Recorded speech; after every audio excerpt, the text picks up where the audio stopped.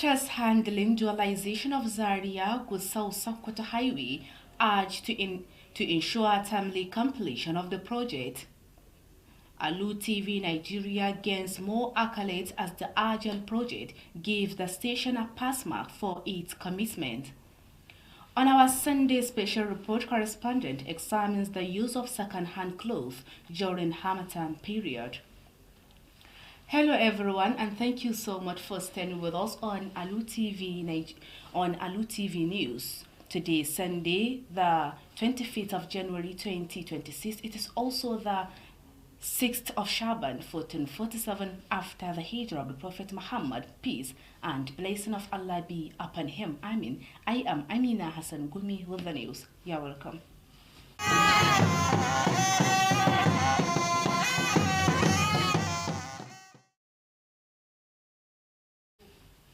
Contractors handling the dualization of Zaria-Gusau Sokoto Highway have been urged to intensify their efforts and ensure the project is completed on time. State Minister for Works Barrister Alu Muhammad Gorenyo made the call during an assessment visit to the project site earlier today. Our correspondent Aminu Al-Hussein Amanawa reports that the road project holds strategic importance for economic growth, trade and security in the northwest. The report.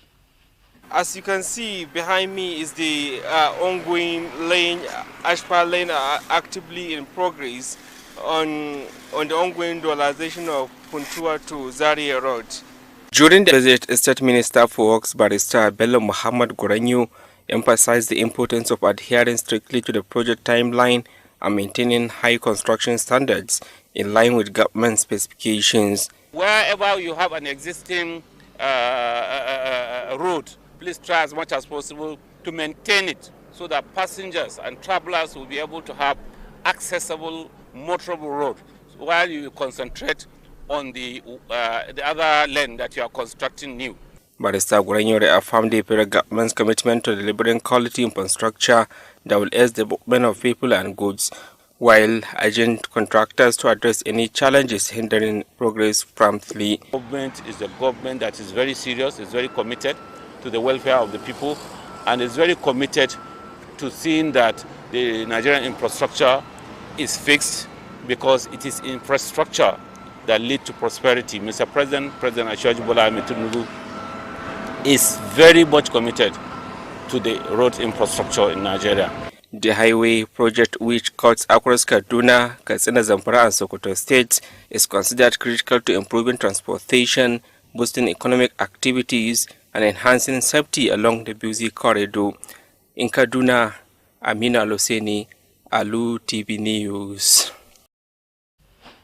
The Adolescent Girls Initiative for Learning and Empowerment, Agile Sokoto project has commended Alu TV Nigeria for its consistent support in projecting Agile activities aimed at improving girl child education in the state. The commendation was made during a biannual Agile Media Roundtable held to strengthen collaboration with media stakeholders. Abdurrashid Wadada Buhari completes the story. The State Project Coordinator Dr. Mansur Isa Buhari thanked media organizations for their effective reportage, stressing that sustained media partnership is vital to achieving Agile's goals of access, retention and empowerment for adolescent girls. The essence is to ensure that we consolidate the existing relationship between Sokoto Agile and media houses and media firms across the state. And as we can see, we had a discussion on how we can further improve collaboration between Sokoto Agile and all the media firms in Sokoto State. And we had discussion and we had commitments, and we are happy with the already established good relationship between Sokoto Agile and all the media houses in Sokoto State. Also speaking, Suleiman bin Musa from the project highlighted key achievements recorded in 2025, including the construction and renovation of junior secondary schools, provision of water and sanitation facilities, conditional cash transfers, safe spaces for girls, solar lighting, fencing and tree planting initiatives. He added that Islamic scholars have been engaged to raise community awareness and encourage girls' return to school. He disclosed that although 18 states are implementing the Agile project nationwide, Sokoto State is currently leading according to the World Bank, noting that 2026 will focus more on media engagements. In her remarks, Head of Communication Unit of the project Hajaravi Muhammad Gwadabawa said the roundtable was organized to enlighten the public on agile activities and their impact on girl-child education. To help us sensitize and educate people more on the activities of Agile project, and then to have their buy-in so that they will sign a commitment. We have printed a commitment form they will sign, in which they will make their own commitment how they can sell Agile project to the general public. Media executives pledged continued support, signed commitment forms at the end of the meeting. Media organizations present included Alu TV Nigeria, Alu FM, Vision FM, Sokoto Media Corporation, Royal FM, Al-Fijr FM and Garkuwa FM. The meeting culminated with the presentation of souvenir by the project. Abdurrashid Wadata Buhari, Alu TV News. The Adolescent Girls Initiative for Learning and Empowerment Agile project has announced plans to distribute 2,000 computers to 100 girls' secondary schools across the state in 2026. The move is aimed at strengthening digital learning and improving educational outcomes for adolescent girls and their teachers. Education correspondent Aminu Al-Hussein Amanawa reports that the state coordinator of the project, Dr. Mansur Isa Buhari, disclosed this during a biannual media roundtable organized by the Agile project. The report. The state coordinator, represented by the Assistant System Selection Officer Suleiman B. Musa, said the distribution of computers is part of the efforts to empower girls through access to technology and quality education. According to him, the initiative will help bridge the digital divide and equip students with essential digital skills. 100 schools are selected as a pilot. We are starting 400 schools, senior secondary schools, and in each of these schools, 20 computers will be procured and sent to those schools.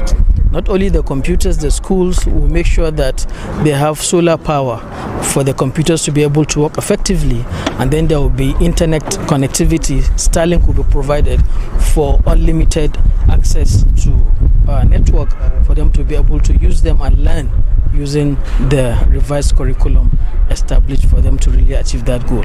He revealed that the project has spent over 8 billion naira on classroom renovations, construction of solar power boreholes and toilets, and training of schools-based management committee members across 224 schools in the 23 local government areas of Sokoto State. Earlier, the communication leader of the project, Hajaravi Muhammad Gwadabawa, said the media roundtable was organized to review progress and strengthen collaboration with stakeholders. She emphasized the role of media in sensitizing the public on the objectives of the Agile project. The media roundtable will serve as an avenue to send messages for the sensitization and enlightenment on all about the overview of Agile project. So without inviting the media, we could not achieve that. The event featured an interactive session between journalists and members of the Agile team. Aminu Al-Hussein Amanawa reporting for Alu TV News. Now to our Sunday special reports. Winter is the coldest season of the year, occurring between autumn and spring. It is characterized by shorter days, reduced sunlight, and lower temperatures caused by the earth tilt away from the sun. The season officially begins around 21st December and lasts until February. During this period, cold weather becomes more intense and poses challenges to human health while also affecting daily activities. This prompted Alu TV's reporter Fatima Abdullahi Bako to seek the views of residents on the importance of wearing proactive clothing during this year's winter season. Her report. Malam Ibrahim Umar stressed the need for individuals to properly cover their bodies to keep the cold at bay. He recommended the use of fairly used clothing, especially during the early morning hours, adding that people should purchase what they can afford to protect themselves from the cold. Similarly, Aliyu Muhammad noted that it is necessary for him to cover himself against both the cold and seasonal dust. He appealed to sellers of winter clothing. He appealed to the sellers of winter clothing to be considerate and moderate their prices. Coming out without properly covering the body with protective clothing can cause health challenges. In another interview, Hafiz Ibrahim disclosed that he does not wear jackets or sweaters due to their rising prices. He added that many people prefer to remain indoors until midday when the cold subsides, as they cannot afford winter clothing. The chairman of the Fairly Used Clothes Sellers Association at the Sokoto Central Market, Malam Muhammad Lawal Hassan attributed the hike in clothing prices to fluctuations in foreign exchange. He also explained that bale cost and the quality of clothes determine their market prices. A fairly used clothes dealer, Madam Mercy Uba, described the winter period as the peak selling season for their business. Oh, cardigan, like for example now, cardigan, something like this, sticker like this, they are more expensive than the light one, those things that are light. So this is the period of cardigan. Why the light one is during heat season we sell them, but now we are selling cardigan, and per cardigan costs 4,000, 5,000 for this period. She, however, identified low purchasing power as the major challenge facing the business. The challenge in the business is that there is no market. That is the truth, as before. By this time we know what we have they have said that by now we know what we have sell. But now even though you bring the cardigan, the people cannot even buy it. Another clothes seller, Jibril Baza, called on his colleagues to maintain their business reputation by moderating prices. Similarly, Hafiz Ibrahim urged marketers of winter clothing to reconsider their pricing to enable more people afford protective wears during the season. Fatima Abdullahi Bako reporting for Alu TV News. The remains of late Sani Dangogo as security aide to Senator Ali Magatakarda Wamako have been laid to rest in Sokoto. Governor Ahmad Aliyu Sokoto was among hundreds of Muslim faithful who attended the funeral prayer at the senator's residence. Nazar Al-Sani reports that the funeral prayer was led by the chief imam of Sultan Bello at Mosque, Malam Malami Akwara. The report. Allahu Akbar. Allahu Akbar. Assalamu alaikum. Assalamu alaikum.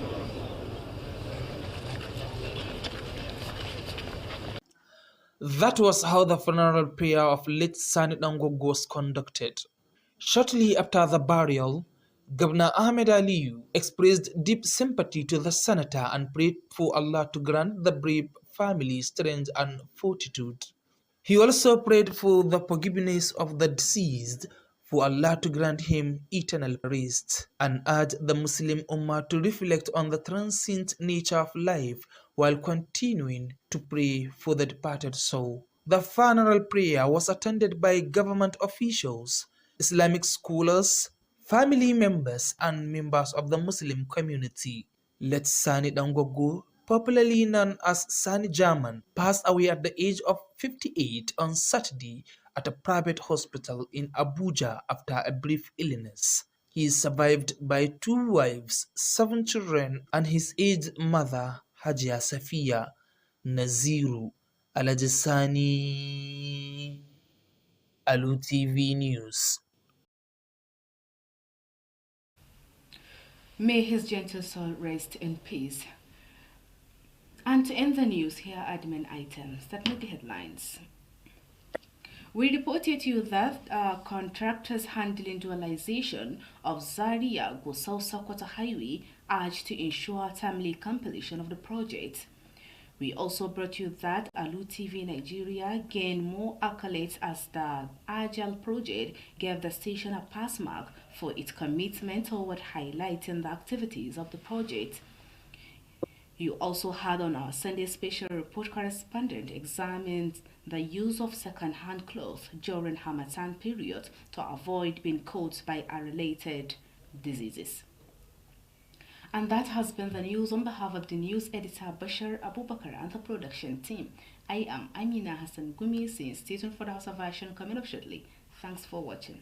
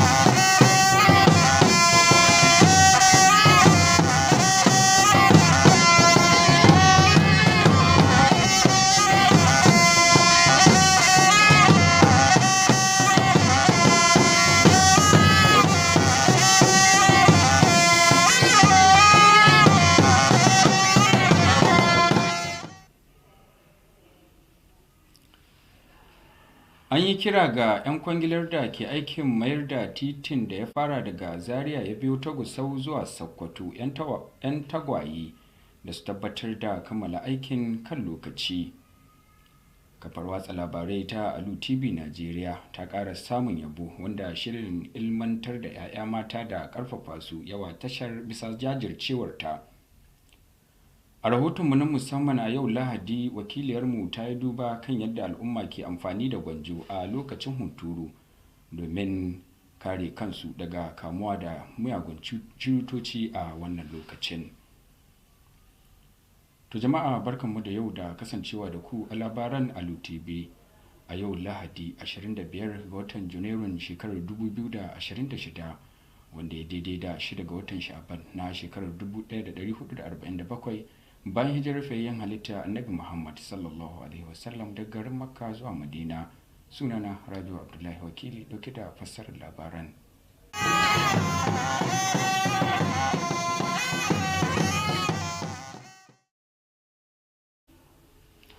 An yi kira ga 'yan kwangilar da ke aikin mayar da titin da ya faro daga Zaria ya biyo ta Gusau zuwa Sokoto 'yan tawaye da su ƙara ƙaimi tare da tabbatar da kammala aikin a kan lokaci.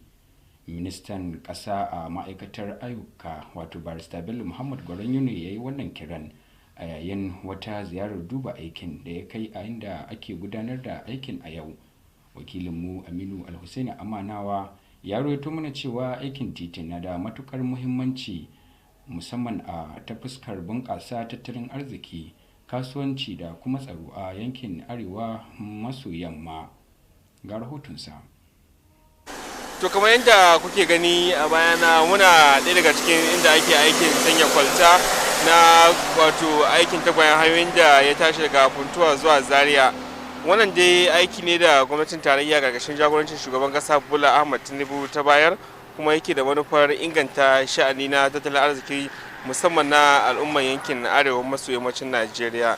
A lokacin ziyarar dudduba ayyukan, ministan ƙasa ma'aikatar kula da ayyuka Barista Bello Muhammad Gwaranyo ya bayyana muhimmancin da ke akwai na kammala ayyukan a cikin lokaci, wanda ya bayyana cewa nan zai taimaka wajen ganin 'yan ƙasa sun amfani ayyukan. A yanzu yadda tafiyar aikin ke tafiya dole sai an ƙara tashi tsaye an yi aiki domin jama'a su samu sauƙi.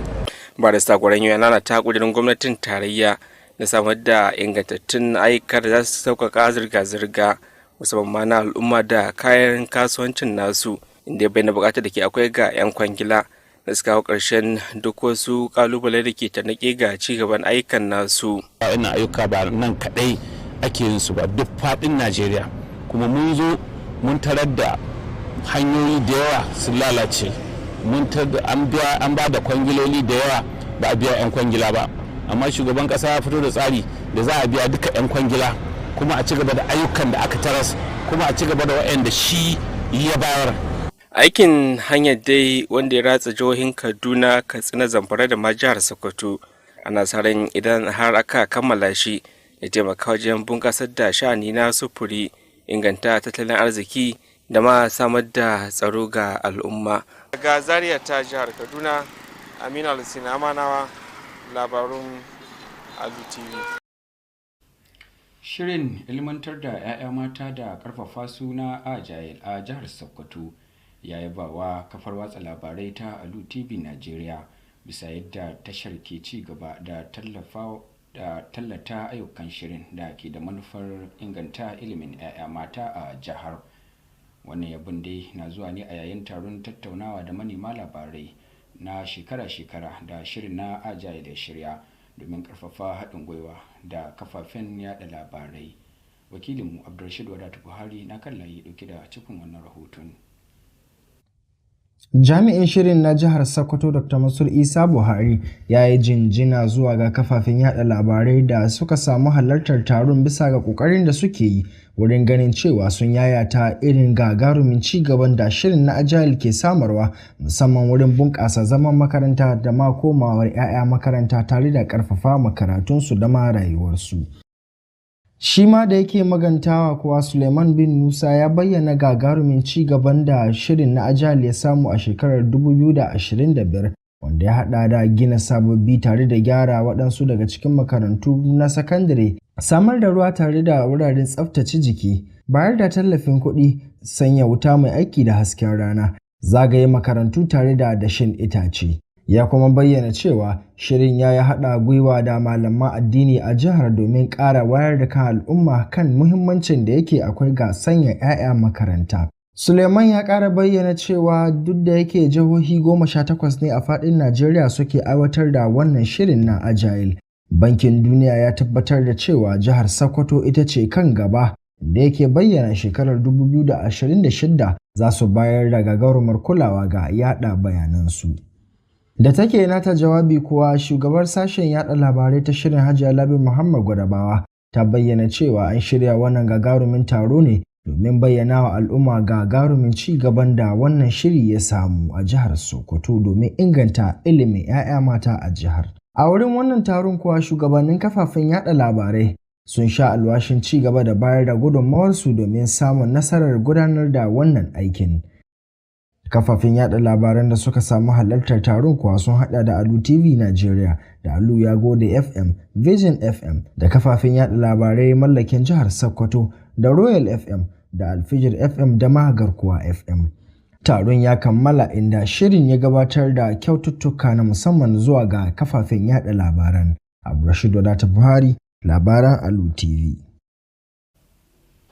Har wa yau shirin ilimantar da 'ya'ya mata da ƙarfafa suna Agile ya bayyana shirin raba na'ura mai kwakwalwa 2,000 ga makarantun sakandaren 'yan mata 100 a faɗin jihar nan a shekarar 2026. Shirin dai na da manufar inganta koyon 'ya'yan mata a zamanance domin samun kyakkyawan sakamako a karatunsu. Wakilinmu a ɓangaren ilimi Aminu Alhussaini Amanawa ya rawaito mana cewar jami'in yanki da ke jihar Sokoto wato Dr. Mansur Isa Buhari ne ya bayyana hakan yayin taron tattaunawa da manema labarai na shekara-shekara da shirin na Agile ya shirya. Ga rahotonsa. Jami'in shirin na Agile Janan ta Sokoto, wanda ya samu wakilcin jami'in kula da tsare-tsare na wannan shirin Suleiman B. Musa, ya bayyana cewa bayar da na'urar masu aiki ga kwakwalwa ga makarantun zai tallafa wa ilimin 'ya'ya mata, musamman na samun ilimin zamani da kuma ingantacce na bangaren. Mu ne cewa shirin kwamfuta ko ilimi na zamani yanzu ya shigo, in baka da kwamfuta ko baka da wani ilimi na kwamfuta to wata rana ko cin tuwo sai maka wuya. Ganin haka ne ka abu yaran mu baya hadde na ƙauyuka, shi yasa shirin Agile ya ɗauko aka zaɓo makaranta 100 za a fara da su. Kowace makaranta za a kai musu kwamfutoci guda 20. Kowace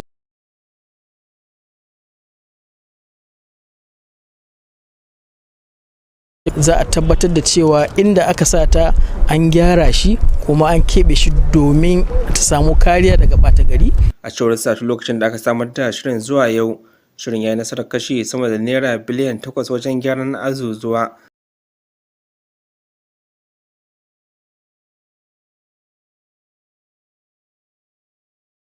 Iyayen malamai da yara na makarantu a lokacin makarantu 224 da ke ƙananan hukumomi 23 na jihar nan ta Sokoto.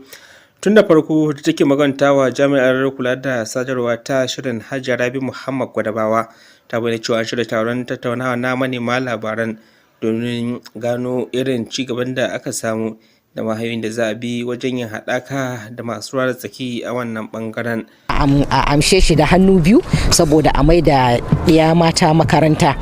To daga wannan lokacin a shekara 2024 zuwa yanzu gaskiya mun samu Agile ta samu karbuwa, yara da manya da kuma sarakuna sun ga amfanin project din na Agile. A wajen taron tattaunawa da manema labaran dai an gudanar da tambayoyi tare da samun gasassun bayanai daga jami'an shirin na Agile. Ƙarshen rahoton kenan. Aminu Al-Hussein Amanawa, labarun Alu TV. To jama'a kar ku manta wa'annan labaran na zo muku ne daga nan Alu TV Najeriya da ke watsa shirarwarta daga nan Sokoto birnin Shehu. Za ku iya kallon Alu TV ta manhajar YouTube ta hanyar rubuta Alu TV ko kafar sada zumunta ta Facebook ta hanyar rubuta Alu TV News. Za ku iya kuma sauke manhajar Alu TV daga Play Store domin kallon shirarwarmu da ke wakana da waɗanda suka kammala. Yanzu kam labaran za su ci gaba. Yanzu kuma sai rahotonmu na musamman a yau Lahadi. Hunturu shine lokaci mafi sanyi daga lokutan shekara wanda ke zuwa tsakanin kaka da bazara. Ana siffanta shi da gajerun kwanaki, raguwar hasken rana da kuma saukar yanayin zafi sakamakon karkatar doron ƙasa daga hasken rana, wanda lokacin yakan fara ne a shekarar 21 ga watan Disamba kuma ya ƙare zuwa watan Fabrairu. A wannan lokaci sanyi kan ƙaru matuƙa, haka zalika yana da ƙalubale ga lafiyar jama'a, yana kuma shafuwar ayyukan yau da kullum. Wannan ne yasa wakiliyarmu Fatima Abdullahi Bako ta nemi jin ra'ayoyin mazauna gari kan muhimmancin sanya tufafin kariya a lokacin wannan yanayin na hunturu. Ga rahotonta. Malam Ibrahim Umar ya jaddada muhimmancin sanya kaya masu rufe jiki yadda ya kamata domin kare kansu daga kamuwa da sanyi. Ya shawarci mutane da su yi amfani da koda kayan gwanjo ne domin kare jikinsu daga kamuwa da sanyi, musamman ma da safe. Kuma ya shawarci mutane da su yi ƙoƙarin sayan kayan da ba su fi ƙarfinsu ba. Aliyu Muhammad shi ma ya bayyana cewa wajibi ne a gare shi ya rufe jikin shi saboda kare kanshi daga sanyi da ƙuran hunturu. Ya kuma yi kira ga masu sayar da kayan sanyi musamman gwanjo da su ji tsoron Allah su rage farashin kayan. Saboda in mutum bai da kayan sanyi yanzu yana iya kamuwa da wani cutar da bai kamata ba. A wata hirar da Hafiz Ibrahim ya bayyana cewa shi baya amfani da rigunan sanyi saboda tsadar da farashin su yayi. Ya ce yawancin mutane suna gwammacewa su zauna a gida har zuwa bayan hantsi ko kuma sai da sanyin ya laffa saboda ba su da zarafin sayan kayan na sanyi. Shugaban 'yan kungiyar masu sayar da kayan gwanjo a babbar kasuwa da ke jihar Sokoto, wato Malam Muhammad Lawal Hassan, ya alakanta tashin da farashin kaya ya yi da tsadar kuɗin canji. Ya bayyana cewa farashin kayan na gwanjo yana da dangantaka ne da farashin dala da kuma ingancin kaya. Madam Mercy Uba, wadda take sayar da kayan gwanjo, ta bayyana cewa a irin wannan lokacin na sanyi ne suka fi yin ciniki. Rigunan sanyi masu kauri sun fi marasa kauri tsada saboda an yi amfani da masu kauri a lokacin sanyi na hunturu, su kuma marasa kauri an fi amfani da su ne a lokacin sanyin damina. Misali, muna sayar da masu kauri a kan Naira 4,000 har zuwa 5,000. Ta ce rashin isasshen ciniki ne babban ƙalubalen da suke fuskanta a cikin sana'ar tasu a bana. Jibril Bazza, wanda shi ma mai sayar da kayan gwanjo ne, ya yi kira ga abokan sana'arsa da su kare mutuncin sana'arsu ta hanyar daidaita farashin kayansu.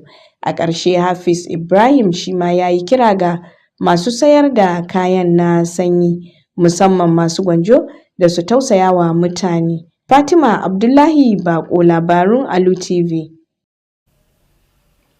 An yi zana'izar marigayi Sani Ɗangwaggo, ɗaya daga cikin jami'an tsaro na Sanata Aliyu Magatakardawa Makko a birnin Sokoto.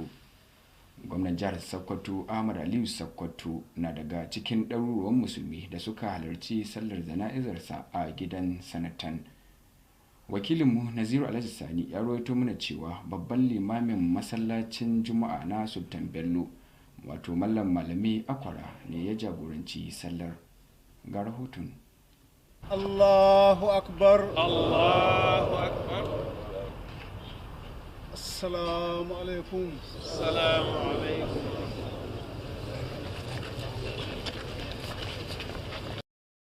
Sallar jana'izar marigayin kenan Alhaji Sani Ɗangwaggo da aka gabatar jim kaɗan bayan kammala jana'izar. Gwamnan jihar Sokoto Ahmad Aliyu ya yi ta'aziyya ga Sanata Aliyu Magatakardawa Makko. Haka zalika ya roƙi Ubangiji Maɗaukaki da ya ba iyalansa ikon jure wannan rashi. Allah ya gafarta masa. Allah ya gafarta masa. Allah ka ba mu haƙurin rashin shi. Allah ka kare mu da duk abin da ka iya kare mana. Allah ka isa mu gidan duk abin da za mu kai isa mishi. Jama'a sannu.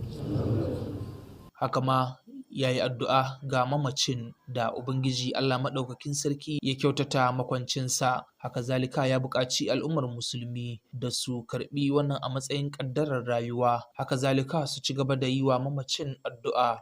Wannan jana'izar dai ta samu halartar manya-manyan jami'an gwamnati, malaman addini, 'yan uwan mamacin, haɗi da sauran al'ummar musulmi. Marigayi Sani Ɗangwaggo, wanda aka fi sani da suna Sani Jaman, ya rasu yana da shekaru 58. Ya rasu a jiya ranar Asabar a wata asibitin kuɗi da ke garin Abuja bayan wata gajeruwar rashin lafiya. Naziru Alhaji Sani, labaran Alu TV. Allah ya ji kansa ya gafarta masa. To da wannan rahoton labaranmu na yau suka kammala, sai dai kafin na yi sallama da ku ga wasu daga cikin muhimman kanunsu da kuka riga ya kuka ji. Mun shirya muku cewar an ja hankalin 'yan kwangilar da ke aikin mayar da titin da ya fara daga Zaria ya biyo ta Gusau zuwa Sokoto 'yan tagwaye da su tabbatar da kammala aikin a kan lokaci. Haka ma kun ji cewar kafar watsa labarai ta Alu Tv Najeriya ta ƙara samun yabo, wanda shirin ilmantar da 'ya'ya mata da ƙarfafa su ta yabawa tashar bisa jajircewarsa. Da ƙarshe kun kasance da rahotonmu na musamman a yau Lahadi, inda wakiliyarmu ta yi duba kan yadda al'umma ke amfani da kayan gwanjo a lokacin hunturu domin kare kansu daga kamuwa da cututtukan wannan lokacin. Yanzu kam a madadin editan labaran wato Bashir Abubakar da 'yan uwa abokanan aiki da suka taya mu isar wa'annan labaran a gare ku, ni Rabiu Abdullahi wakili da na fassara na karanto nake cewa na farku lafiya.